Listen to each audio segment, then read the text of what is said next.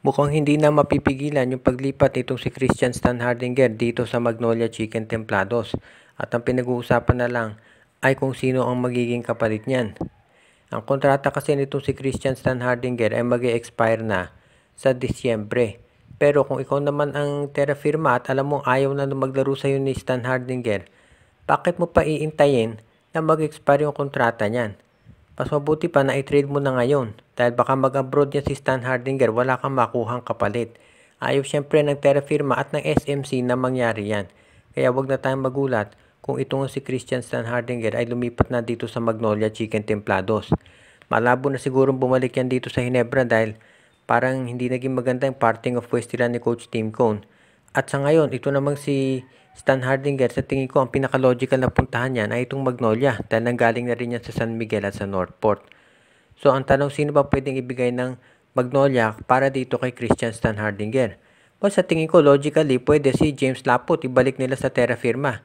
So kung mawala man si Stan Hardinger, may isa pang center na papalit dito sa sa terra firma. May Laput at Carino na sila. Ang laki ng front court ng terra firma pag nagkataon. O kaya naman kung hindi itong si Laput, pwede na itong si Joseph Periobo ang ibigay nila at itong si Rom De La Rosa.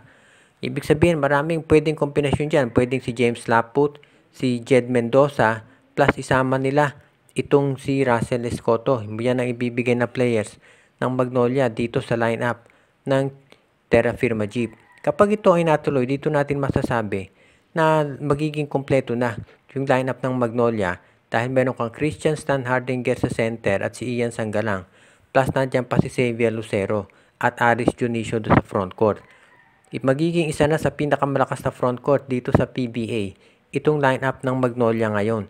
At sa tingin ko yan talaga ang magiging susi do sa panalo nila dito sa Commissioner's Cup or at least maging competitive. Dahil sa ngayon itong Magnolia Chicken Templados ay gustong makasiguro na pagdating ng Commissioner's Cup at pati na ng darating na Philippine Cup ay magiging handa na sila.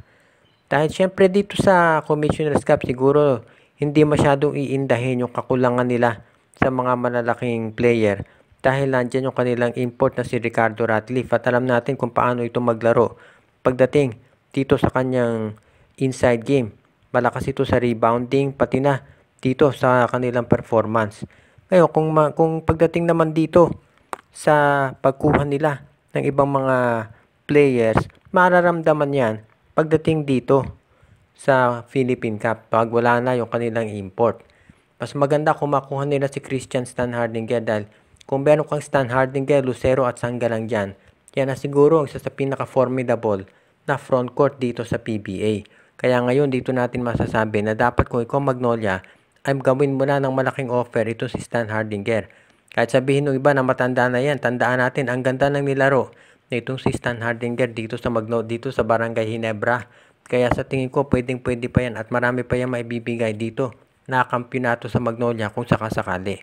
Kung matuloy ang trade na to, dito talaga natin masasabi na makaka-jackpot ang Magnolia kapag nakuha nila itong si Christian Stan Hardinger.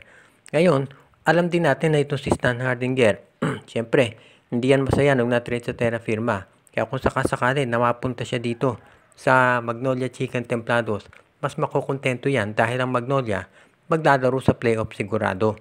Kaya yan, sa tingin ko ang magandang trade na gawin ng Magnolia para makuha itong si Stan Hardinger at mabigyan sila ng mas malaking tsansa na dito sa mga conferences ay makasasabay na sa malalakas na team.